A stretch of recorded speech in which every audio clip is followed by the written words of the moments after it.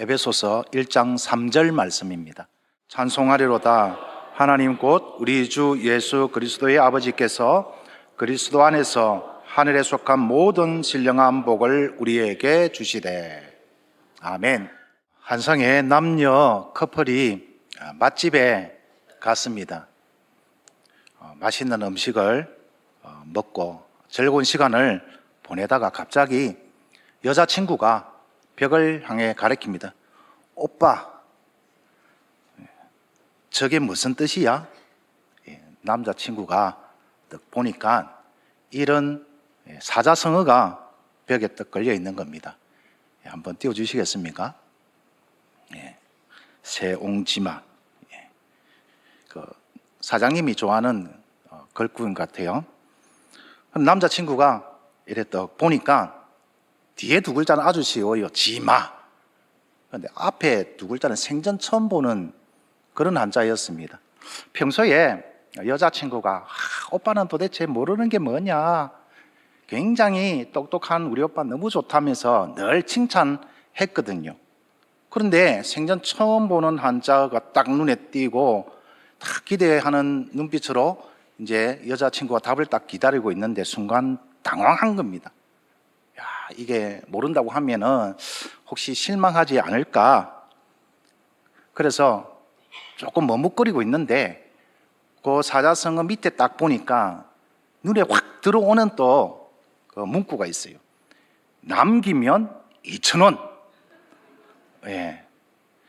그래서 속으로 쾌재를 외치면서 남자친구가 여자친구한테 당당하게 이야기합니다. 봐, 남기지 마. 예. 저 밑에 보니까 남기면 얼마?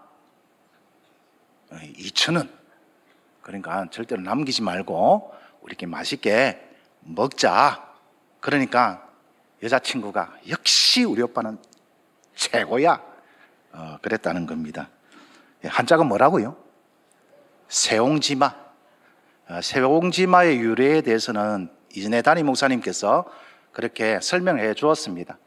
오늘은 뜻만 다시 한번 살펴보면 인생의 길, 흉, 화, 복이 굉장히 변화가 많으니까 예측하기 어렵다, 그런 뜻으로 인생을 살다 보면은 여러 가지 이런 일 저런 일 겪게 되는데 그런 일들이 앞으로 나의 인생에 어떻게 적용될지 모르니까 마냥 기뻐할 것도 없고 그렇다고 마냥 슬퍼할 것도 없다. 모든 일에 의연하게 무덤덤하게 그렇게 지내라라는 교훈을 줍니다. 여러분 생각은 어떻습니까? 과연 맞는 것 같습니까? 살다 보면은 참 많은 일들을 겪어야 되는데 그럴 때마다 휘둘리지 말고 좋은 일이 있더라도 너무 기뻐하지 말고 나쁜 일이 있다 하더라도 마냥 슬퍼하지 말며 모든 일에 의연하게 덤덤하게 사는 것 맞는 것 같습니까? 표정을 보니까 아리송한 것 같은데 그런 모습을 보면은 부럽기도 하고 닮고 싶은 마음도 있고 참 지혜롭다라는 그런 생각이 들 때가 있습니다. 그런데 하나님은 우리에게 그보다도 좀 더 한 걸음 나아가서 성장한 모습, 성숙한 모습으로 살아가기를 원하십니다. 하나님은 성도인 우리가, 하나님의 자녀인 우리가 이렇게 살았으면 좋겠다라고 말씀하신 부분이 있는데 빌립보서 4장 4절과 데살로니가전서 5장 18절입니다. 주 안에서 항상 어떻게 하라? 기뻐하라. 내가 다시 말하노니 기뻐하라. 데살로니가전서 5장 18절에는요, 범사에 모든 일에 감사하라. 이것이 그리스도 예수 안에서 우리를 향한 하나님의 뜻이다. 그렇게 말씀을 합니다. 하나님은 한 걸음 더 나아가서 우리가 항상 기뻐하고 범사에 감사하는 삶을 살았으면 좋겠다, 그렇게 말씀을 합니다. 믿음의 길을 걷다 보면은, 제자의 길을 걷다 보면은 어렵고 힘들고 아프고 슬프고 괴로운 일이 있습니다. 짜증나고 화가 나고 마음이 상한 일이 있어요. 그럴 때도 주 안에서 항상 기뻐하고 범사에 감사하라고 하십니다. 사랑하는 성도 여러분, 이게 현실적으로 가능하던가요? 항상 기뻐하고 범사에 감사하라고 하니까 조금 전만 하더라도 슬프고 괴롭고 고통스럽고 낙심되고 절망이었는 게, 짜증이 나고 화가 나고 마음이 상하고 기분 나빴던 게, 하나님이 항상 기뻐하고 범사에 감사하라 라고 하셨으니까 아무렇지도 않게 훌훌 털어버리시고 기분이 좋아지던가요? 아마 아닐 겁니다. 항상 기뻐하고 범사에 감사하는 것, 실제로 굉장히 어렵습니다. 그런데 왜 하나님은 이 어려운 일을 우리에게 하라고 그것도 명령하시는 걸까요? 해도 되고 안 해도 되는 것이 아니라 반드시 그렇게 해야 한다고 명령하는 것일까요? 불가능한 일을 하라고 강요하는 것은 사랑의 하나님의 마음이 아닐 것입니다. 가능하니까 얼마든지 할 수 있으니까 항상 기뻐하고 범사에 감사하라는 것 아니겠습니까? 사랑하는 성도 여러분, 어떻게 우리는 항상 기뻐하고 범사에 감사할 수 있을까요? 오늘 말씀을 통해 그 답을 찾고 삶 속에서 실천함으로 저와 여러분의 삶이 항상 기뻐하고 범사에 감사하는 삶이 되기를 간절히 소망합니다. 오늘 본문은 한 절입니다. 조금 전에 함께 읽었는데요, 이 한 절을 읽으면서 여러분은 어떤 감정, 어떤 느낌으로 읽었습니까? 오늘 본문을 읽을 때는, 특히 찬송하리로다 이 대목을 읽을 때는 무덤덤하게, 무표정하게, 맹숭맹숭 읽으면 안 됩니다. 어떻게 읽어야 됩니까? 한번 따라합니다. 찬송하리로다. 말만 따라하지 마시고요, 표정을 잘 보시고 따라하시면 돼요. 찬송하리로다. 할렐루야. 찬양합니다. 이렇게 읽어야 됩니다. 왜냐하면 바울 사도가 당시 이 편지를 쓰면서 이 대목을 쓸 때는 이렇게 주님이 주신 은혜와 평강이 충만하여서 말로 다 표현할 수 없는 감사와 기쁨으로 하나님을 찬양하며 편지를 써내려가고 있었습니다. 아니, 목사님, 어떻게 그렇게 바울 사도의 감정까지도 읽고 있습니까? 나는 아무리 봐도 그런 대목이 없는데요? 그런 생각이 들지 않습니까? 예, 맞습니다. 우리가 가지고 있는 이 한글 성경에 보면은 바울 사도의 감정선이 드러나지 않습니다. 그런데 헬라어로 보면은 어느 정도 그게 드러나는데요, 오늘 본문은 아니지만 여러분이 가지고 계시는 성경책 있죠? 성경책을 보시면 찬송하리로다 요 3절에서 시작해서 14절까지 한번 보시겠습니까? 굉장히 긴 대목이죠, 그죠? 이 부분인데 여기 보면은 마치 여러 문장으로 되어 있는 것 같습니다. 3절에서 6절까지가 한 그런 내용인데, 6절 말미에 보면은 그의 은혜의 영광을 찬송하게 하려 하는 것이라 하면서 마침표가 탁 찍혀 있는 것처럼 보입니다. 7절도 끝에 보면 속량 곧 제사함을 받았느니라 하면서 거기도 마침표가 있는 것처럼 보입니다. 10절 후반부도 마찬가지입니다. 다 그리스도 안에서 통일되게 하려 하심이라 하면서 마침표가 찍혀 있는 것 같아요. 12절, 14절도 그의 영광을 찬송하게 하려 하심이라 하면서 마침표가 찍혀서 여러 문단으로 그렇게 문장으로 되어 있는 것처럼 보입니다. 그런데 헬라어 원어 성경을 보면 마침표가 하나도 없습니다. 다 쉼표로 이어져 있습니다. 3절에서 14절까지는 한 통입니다. 한 문장입니다. 무려 202단어로 되어 있는 한 문장입니다. 그래서 어쨌다고? 이게 무엇을 의미하느냐라고 하니까 대부분의 주석가들이 이 대목을 설명하기를 당시 바울 사도는 하나님의 은혜와 평강으로 내면이 충만하여서 억제할 수 없는 기쁨과 감사로 하나님을 찬양하며 거침없이 편지를 써 내려가고 있다라는 겁니다. 바울 사도는 너무너무 감격해서 너무 기쁜 나머지 몹시 흥분된 마음으로 편지를 멈추지 않고 한숨에 써 내려가고 있다라는 겁니다. 우리 이런 경험 있지 않습니까?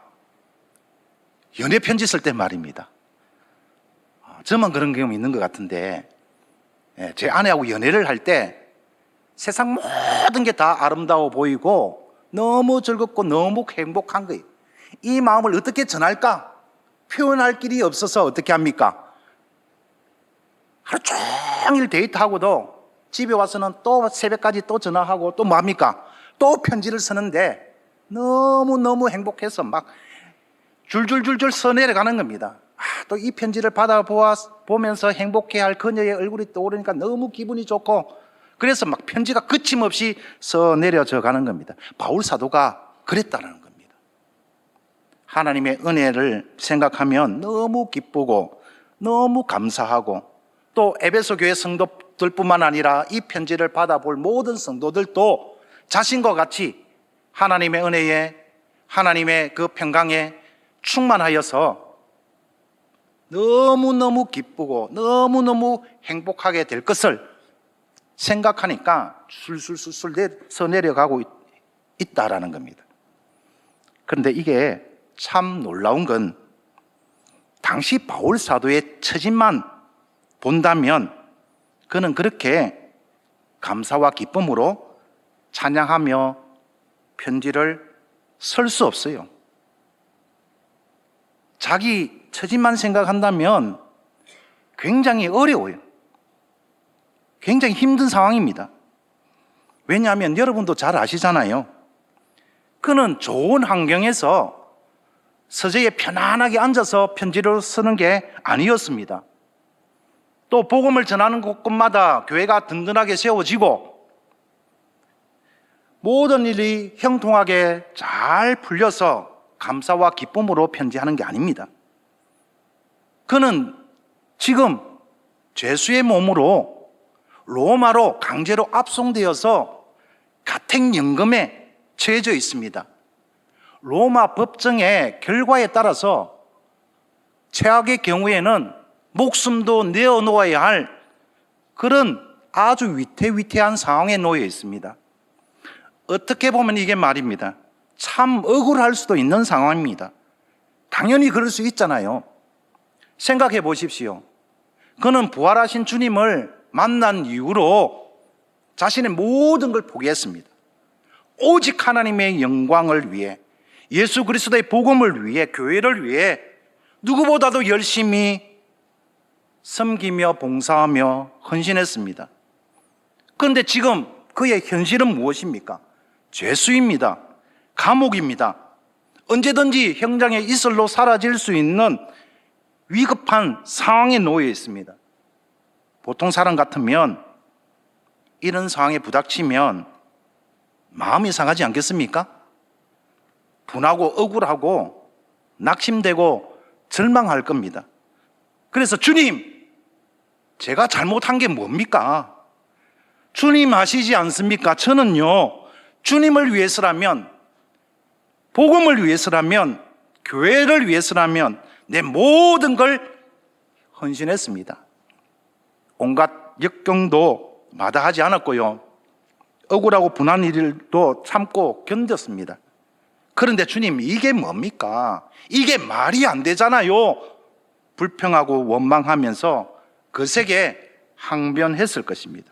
그런데 바울 사도는 그런 상황에서 찬송하리로다 할렐루야 기쁨으로 하나님을 찬양하고 있습니다. 어떻게 이게 가능할까요? 사도라서요? 목사라서요? 장로라서? 어떻게 바울 사도는 나라면 도저히 찬양할 수 없는 그런 상황에서도 감사와 기쁨으로 하나님을 찬양할 수 있었을까요? 오늘 본문에 그 비밀이 있습니다. 오늘 본문을 다시 한번 자세히 보면 찬송하리로다 하나님 곧 우리 주 예수 그리스도의 아버지께서 그리스도 안에서 무엇을요? 하늘에 속한 신령한 복을 우리에게 주시되. 혹시 여러분 발견했습니까? 어떻게 바울 사도는 그런 상황에서도 기쁨과 감사로 하나님을 찬양할 수 있었을까? 그 이유는 하늘에 속한 모든 신령한 복을 보는 넓은 영적 안목이 있었다라는 겁니다. 넓은 영적 안목이 그에게 있었습니다. 그는 좁은 시야로 땅만 쳐다보지 않았습니다. 좁은 시야로 자신이 처한 그런 우울한 상황, 힘들고 괴로운 상황만 보지 않았습니다. 그는 영적 안목으로 넓게 보았습니다. 사랑하는 성도 여러분, 시야가 좁은 자와 영적으로 영안이 안목이 넓은 자의 차이를 아시겠습니까? 좁은 시야를 가진 자는 지금 자신이 처한 상황과 환경에 가로막혀서 하늘을 바라보지 못합니다. 하늘을 바라보지 못한다라는 것은 주님을 바라보지 못하는 거예요. 땅만 쳐다보기에, 처지만 생각하기에 입에서 뭐가 나옵니까? 아이고 내 팔자야, 아이고 내 팔자야, 나는 왜 이리 지질이 복도 없는 거야. 팔자 타령하면서 한숨만 쉬다가 결국 불평하고 원망합니다. 그런가 하면 넓은 영적 안목을 가진 자는 지금 자신이 처한 상황과 환경을 뛰어넘어서 함께 하시는 주님을 바라봅니다. 그래서 아무리 어렵고 힘들고 괴로운 상황에서도 주님과 동행함으로 주님이 주시는 평강을 누리며 주님을 찬양하게 됩니다. 성경에 보면은 좁은 시야를 가진 자와 넓은 영적 안목을 가진 자의 차이를 잘 보여주는 그런 사례들이 많습니다. 대표적인 예를 하나 들어보면 출애굽한 이스라엘 백성과 모세입니다. 여기서 좁은 시야를 가진 자들은 백성들이고 넓은 영적 안목을 가진 자는 모세입니다. 그들의 차이가 뭔지 한번 살펴보도록 하겠습니다. 출애굽기 14장 11절 12절입니다. 그들이 또 모세에게 이르되, 이스라엘 백성들이 모세에게 항변하는 겁니다. 대드는 겁니다. 불평하고 오만하는 겁니다. 애굽에 매장지가 없어서 당신이 우리를 이끌어내어 이 광야에서 죽게 하느냐? 어찌하여 당신이 우리를 애굽에서 이끌어내어 우리에게 이같이 하느냐? 우리가 애굽에서 당신에게 이런 말이 이것이 아니냐? 이르기를 우리를 내버려 두라. 우리가 애굽 사람을 섬길 것이라 하지 아니하더냐? 애굽 사람을 섬기는 것이 광야에서 죽는 것보다 낫겠노라. 이렇게 불평하고 원망합니다.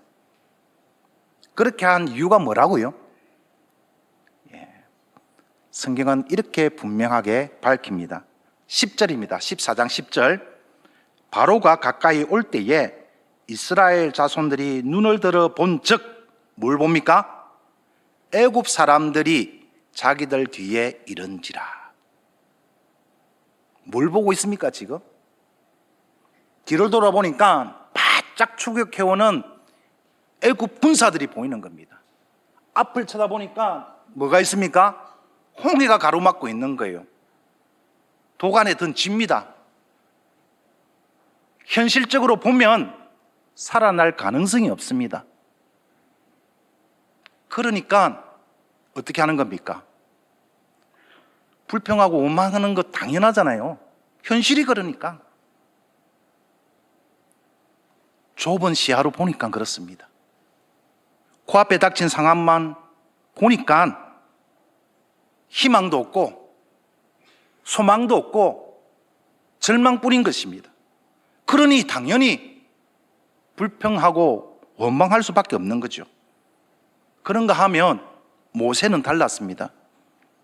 모세는 같은 상황에서도 보는 게 달랐습니다. 이스라엘 백성들과 달리 넓은 영적 안목을 가진 모세는 함께 하시는 하나님을 보았습니다. 그래서 그는 이렇게 담대하게 외칠 수 있었습니다. 14장 13절 14절입니다. 모세가 백성에게 이르되 너희는 두려워하지 말고 가만히 있어서, 우리 함께 외칩니다. 시작. 너희가 오늘 본 애굽 사람들을 영원히 다시 보지 아니하리라.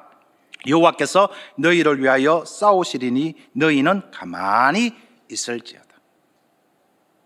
같은 상황인데 모세는 무엇을 보았다고요? 함께 하시는 하나님, 우리를 위해서 싸우시는 하나님, 우리의 앞서 싸우시고 승리하시고 우리에게 구원을 주실 하나님을 그는 넓은 영적 안목으로 보았습니다. 그래서 담대하게 외칠 수가 있었습니다. 사랑하는 성도 여러분, 모든 게 시야의 문제입니다. 같은 상황에서도 무엇을 보느냐에 따라서 우리의 말이 달라지고 우리의 삶이 달라집니다. 전에도 한번 소개한 적 있죠. 제가 평소에 마음에 새기고 있는 말씀이 있는데 그걸 잊어버리면 내 입술이 달라지더라고요.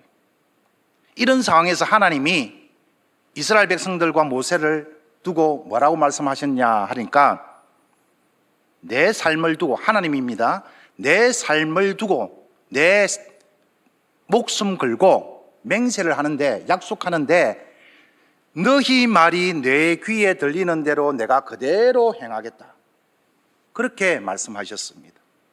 불평과 원망을 쏟아내었느냐? 그러면 너희의 삶에는 불평과 원망거리만 있을 것이다. 그런가 하면 감사와 기쁨과 찬양, 그런 말이 내 귀에 들리느냐? 그러면 그 열매를 내가 맺게 해주겠다, 이렇게 약속을 한 것입니다.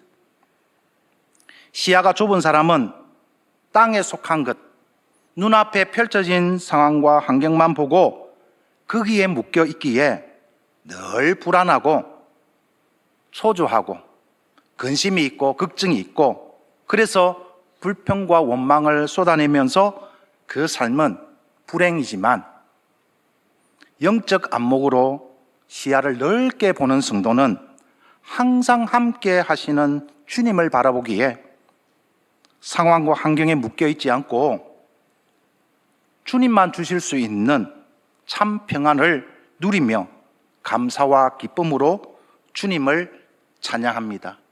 그래서 그 삶이 행복한 삶인 것입니다. 사랑하는 성도 여러분, 저와 여러분의 시야가 영적 안목으로 넓어지기를 소망합니다. 함께 하시는 주님을 믿음의 눈으로 바라보고 주님과 동행함으로 주님의 능력과 보호하심이 우리의 삶 속에서 날마다 역사하고 있음을 매일 경험하며 항상 기뻐하고 범사에 감사하는 우리 모두가 되기를 주님의 이름으로 축원드립니다. 도전이 되지만 또 살아보면 우리의 시야가 좁아질 때가 있어요. 틀림없습니다. 지금 당장 문을 열고 나갈 때 좁은 시야가 되어서 불평하고 원망할 수 있어요. 그럴 때에 현실에 묶여서 낙심하거나 절망하지 말고 오늘 우리에게 주신 주님의 말씀을 기억하면서 이 찬양을 불러봅시다. 내가 매일 기쁘게 주의 길 순례의 길 행함은 주의 팔이 나를 안보함이요 내가 주의 큰 복을 받는 참된 비결은 주의 영이 함께함이라. 성령이 계시네 할렐루야 함께 하시네.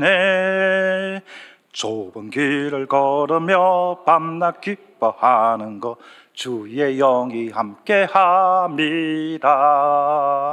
저 기도 많이 했습니다. 찬양 잘할 수 있도록. 제 찬양을 듣고 은혜가 사라지지 않도록. 아이고 목사님인데 어째 저래 찬양을 못하냐 하면 은혜가 많이 사라질 것 같아서 많이 기도하고 찬양했습니다. 조금 성공한 것 같은데, 이 찬양의 가사를 지은 버픈 목사님, 그가 고백하기를 순례의 길, 좁은 길을 걸어도 내가 밤낮 기뻐하는 이유는 영적 안목으로 넓게 보니까 주님이 나와 늘 함께 하시고 나를 안보하시니, 나를 안전하게 보호하시니 내가 밤낮으로 기뻐한다. 그렇게 고백을 합니다. 더 은혜가 되는 것은 3절입니다. 나와 동행하시고 모든 염려 아시니 나는 숲의 새와 같이 기쁘다. 모든 염려 아시니, 염려가 있다는 것입니까? 없다라는 것입니까? 여전히 염려가 있어요. 여전히 아픔이 있고, 여전히 괴로움이 있고, 여전히 슬픔이 있습니다. 그러나 내 모든 그 염려를 아시는 주님이 멀리 계신 것이 아니라 나와 함께 하시니, 성령께서 내 안에 함께 하시니 나는 위로가 되고 나에게 평강이 있고, 그래서 나는 숲의 새와 같이 찬양한다라는 겁니다.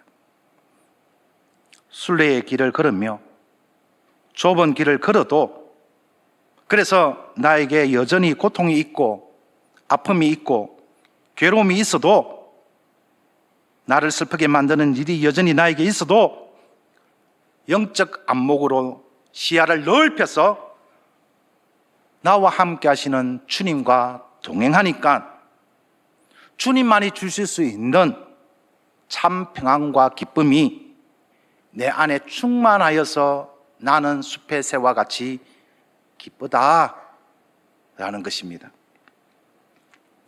사랑하는 성도 여러분, 혹시 지금 좁은 길을 걷고 있지는 않습니까? 가정에서, 직장에서, 학교에서 어렵고 힘든 길을 걷고 있지는 않습니까? 특별히 경제적인 어려움 때문에 하루하루 힘들게 버티고 있지는 않습니까? 바울 사도처럼, 모세처럼, 목사님처럼 영적 안목으로 시야를 넓게 보시길 바랍니다. 그러면 누가 보일까요? 나와 함께 하시는 주님이 보이는 겁니다. 여러분을 슬프게 만드는 고통, 고민, 아픔, 괴로움 여전히 있을지라도, 좁은 길을 걸으며 실패의 길을 걸으며 절망의 길을 걸을지라도 영적 안목으로 시야를 넓혀서 매일매일 주님과 동행하시고 주님의 능력과 보호하심이 여러분 삶 속에서 날마다 역사하고 있음을 경험하여서 밤낮 기쁨과 감사로 찬양하는 행복한 일주일이 되기를 주님의 이름으로 축원드립니다.